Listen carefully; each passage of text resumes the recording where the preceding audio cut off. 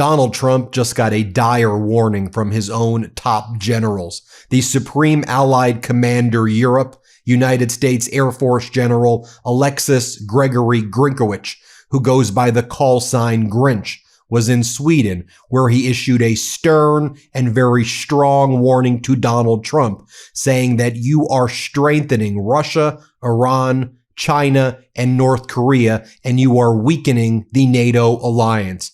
Grinkowicz was in Sweden, where he praised Sweden and other European allies who Donald Trump is attacking.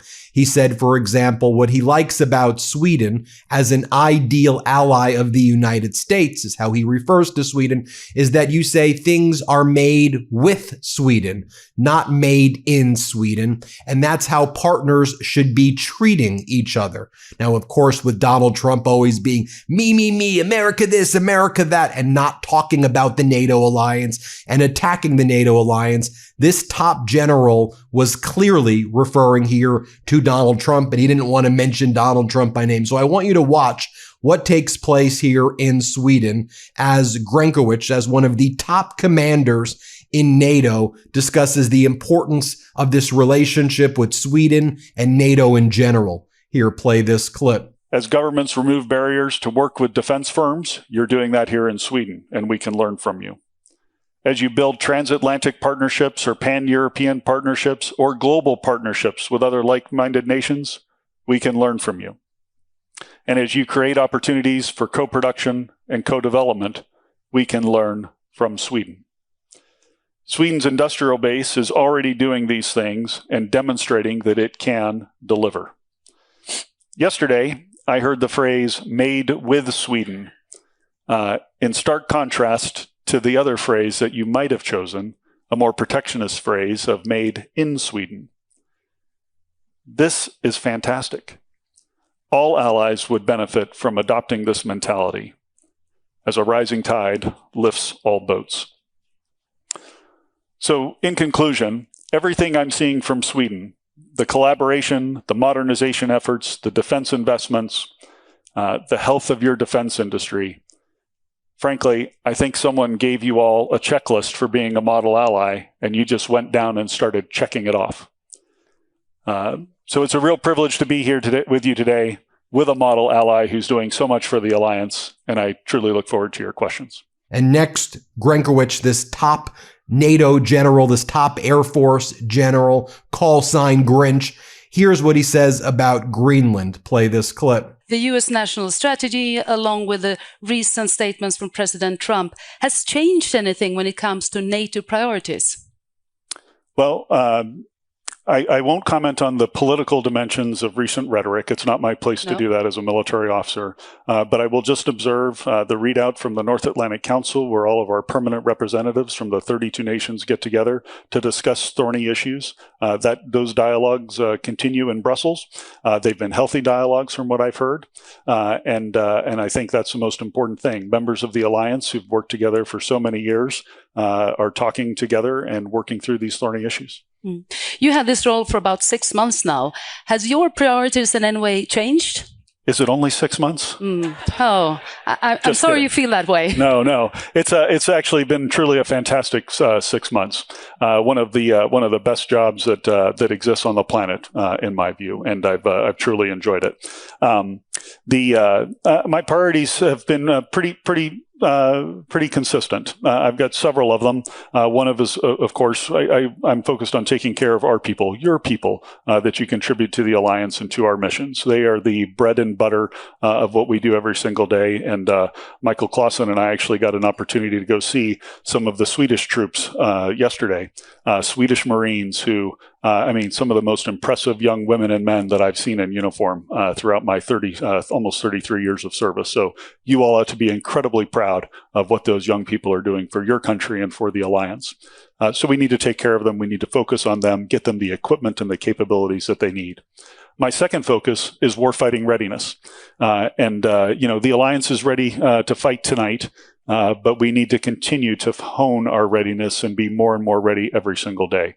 That's headquarters readiness, making sure we have the processes and capabilities in place to do the things we need to do. It's also individual unit level readiness. Michael's focused on that here in Sweden. All of the chiefs of defense are, and I am as well. And it's by being ready that we continue to maintain that deterrence that I talked about. And here's how he discusses Russia, North Korea, Iran, China getting much stronger together because of Trump's weakness. Now, he doesn't mention Trump specifically, but he talks about how in the past, American foreign policy would be to divide and conquer these countries. But now they're being brought closer together.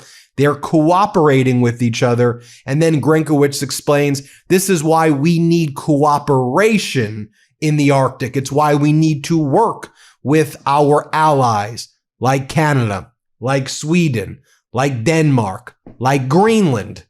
This is a clear reference to Donald Trump's attacks on our allies. Watch as the top NATO commander, who's the supreme allied commander Europe. Watch what he says. And clearly the message here is being sent to Donald Trump and the rest of the world. Here, play this clip. China continues to fund Putin's war machine. Iran continues to supply technology and weapons. And North Korean combat troops remain in Russia on Ukraine's border. And of course, there's a confluence between Russia, Iran, and Venezuela and their dark fleet of oil tankers that is helping to fund the war. In the Arctic and the high north, we see a similar trend. Russian and Chinese vessels are conducting more and more joint patrols. Chinese icebreakers and research vessels are in Arctic waters, and their research is not for peaceful purposes. It's to gain a military advantage. Russia, meanwhile, continues testing advanced capabilities in the Barents Sea. As new shipping routes emerge and new resources are discovered, the Arctic only grows in strategic importance. And all of this comes in the midst of an increasing hybrid threat: airspace violations, GPS and GNSS interference, and the Shadow Fleet in the Baltic Sea threatening underwater infrastructure. In short, the Arctic, and Northern Europe by extension, has become a front line for strategic competition. Within NATO, Allied Command Operations, the command that SACEUR oversees, has taken steps to strengthen our deterrent posture, much of which is oriented in that northern region, here. Just over a year ago, we established Baltic Sentry, an activity to protect that critical underwater infrastructure. In this past fall, we developed Eastern Sentry to increase our agility and further integrate our air and missile defenses on the eastern flank. More recently, in just the past month, we've realigned the boundaries of our joint commands, and now Joint Force Command Norfolk brings together NATO's activities in the Arctic under one command, allowing us to better defend all allies in Europe, in the Arctic, and the strategic approaches to North America. Allies are also working together closely on Arctic issues. At a recent Arctic Chief of Defense conference, we agreed to increase our understanding of activity in the Arctic, to enhance our domain awareness, and to increase our own activities and exercises in the high north. In short, military cooperation in this region has never been stronger. Moving forward, we intend to expand our intelligence, surveillance, and reconnaissance capabilities, to improve our infrastructure and logistics for military mobility, and to strengthen our presence with Arctic-capable forces, many of those forces here in Sweden. With 7 of 8 Arctic nations inside the alliance, the other one being Russia, we will and we can get this right. Now, what's Sweden's role? As our newest ally, Sweden is instrumental. 2 years in, and you have already demonstrated exceptional commitment. You're the framework nation for our forward land forces in Finland. You're filling staff roles throughout my command, especially in critical positions at Joint Force Command in Norfolk, and our Training and Assistance Command for Ukraine. You've contributed capabilities for operations and our vigilance activities across the entire European continent. You're a model for societal resilience. And Sweden is among the top supporters of Ukraine through the Prioritized Ukraine Requirements List, the PEARL, and a number of other venues. In short, Sweden is setting an example for all of us, and I truly appreciate your leadership. Now, as you're aware, transforming for the future and strengthening deterrence takes resources, a lot of resources. But while the Defense Investment Pledge at the Hague Summit in 2025 was historic, money alone is not a deterrent. We need the equipment, the weapons, and the munitions to start showing up in our allied military inventories. And this is where Sweden really stands apart. You have an incredibly strong industrial base, and there are steps that we can use across the alliance to learn from your experience. You know, I've been using Cash App for a while now, and it's become my go-to for pretty much everything. Splitting dinner, paying for coffee, even grabbing last-minute concert tickets. And if Cash App ever let me pick the perfect discount for my Cash App card, I'd want one for probably my favorite local restaurant because that's where like half my money goes anyway. Also, regular debit cards are boring. If I could draw anything on my Cash App card using their personalization feature, I'd probably sketch like a big cartoon microphone. Simple, but seems fitting for a podcaster, I guess. Cash App just released a new status program for the way people actually spend called Cash App Green. It unlocks new ways for you to pay, get rewarded, and easily grow or manage your money on your terms. Now, when you spend at least $500 a month with the Cash App card or Cash App Pay, you earn Green status, which unlocks benefits like up to $200 of free overdraft coverage, higher borrow limits, and custom personalized cashback offers every Friday at places you love to shop. Turn everyday spending into status with Cash App Green. Download Cash App today or visit cash.app/new to learn more about this and other great features launching now. For a limited time, new Cash App customers can earn $10 if they use the code CASHAPP10 in their profile at sign-up and send $5 to a friend within 14 days. Terms apply. Cash App is a financial services platform, not a bank. Banking services provided by Cash App's bank partners, prepaid debit cards issued by Sudden Bank member FDIC, Cash App Green overdraft coverage, borrow cashback offers, and promotions provided by Cash App, a Block Inc. brand. Visit cash.app/legal/podcast for full disclosures. Now, that's not the only top general who's giving Donald Trump these warnings. In addition, Keith Kellogg, Lieutenant General in the United States Army. I mean, people don't know this about Keith Kellogg. I mean, he's 81 years old now, but he commanded the 82nd Airborne Division. He was Special Operations. He also was a leader of command in Europe. He was in the Vietnam War, the Persian Gulf War. He's received numerous awards from the Army Distinguished Service Medal, Bronze Star, Legion of Merit, Defense Superior Service Medal.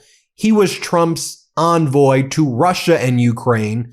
Putin did not want Kellogg to be there because Kellogg wanted to hold Putin accountable. So Putin told Trump, get rid of Kellogg. Then Kellogg just became the envoy to Ukraine and not Russia. And then he basically got pushed out of the Trump regime, which we always knew that Kellogg was not going to make it that long in this Trump regime.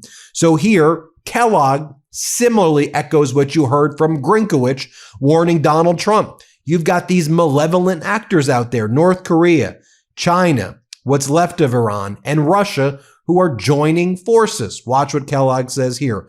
Play this clip. But it's clearly with Russia, there are some malevolent actors out there. You have North Korea, you have China, you have what's left of Iran, and that's falling apart, and you have Russia. Now, and in the past, we didn't allow those four to come together. We kept them kind of separated. And now they're coming together. Now the point is to kind of not break them apart, but move some separation. That you don't have to worry about them anymore. And you get to a point where you separated North Korea, you separated China, you separated Iran from Russia, and you keep them isolated. And then Kellogg praises Zelensky. I want you to watch this for yourself. Play this clip. But he's stubborn. He has his opinion. He's unafraid to say that. He knows how to use media. And I made a comment, and I took some criticism for at the time, that I said he was an embattled and courageous leader. And I said people within the administration, we in the United States have not seen a leader like him since Abraham Lincoln. And then Kellogg makes it very clear as well that Putin does not want peace with Ukraine. Putin is a KGB officer who wants total submission. That's what he is after. Here, let's play this clip. Putin wants Ukraine to succeed. Do you think that Putin wants Ukraine to succeed? No, I don't. I think Putin is a former KGB officer, and I don't think they ever outlived their roots. I think he's got a goal in mind, and what we want in the West is not necessarily what he wants. And I think I don't think Putin wants Ukraine to succeed at all. And then finally, you had a meeting that took place recently with Mark Rutte, the Secretary General of NATO. You see Mark Rutte here, talking about the Arctic strategy. And I want you to take a look here, how he describes things. Take a look at Mark Rutte at this press conference moments ago. Play this clip. What is your comment, approximation on latest statements from Donald Trump, who said that if necessary, he will take military action on Greenland? And I'm just going to read it. Commissioner Kubilius from European Commission has said that EU members are obliged to come to Denmark's assistance under EU treaty if faced with military aggression. And as we know, 23 countries of EU are also members of NATO. Gospodine Plenković, including Croatia, yes. Gospodine Plenković, evo isto vaš komentar, molim na to. Hvala. Yes, well, on that question, and it is a little bit, I think, repeating my previous reaction, but thank you very much for that important question. And I think what is at core here, and to the core of this question is that we all make that same analysis, and there is no debate or discussion about that. The analysis is sound and is there that when it comes to the High North, the Arctic region, I was myself visiting Iceland only, I think, 6 or 8 weeks ago, and we also extensively discussed this, and I was in Norway and visiting all our allies, discussing with the US and with Canada. I was with Prime Minister Carney last week in Paris, discussing the importance of the Arctic. So collectively, as an alliance, and particularly, of course, the 7 countries who are bordering on the region, we do make this analysis that the collective defense is crucial. We all see that through changes in weather patterns that sea lanes are opening up.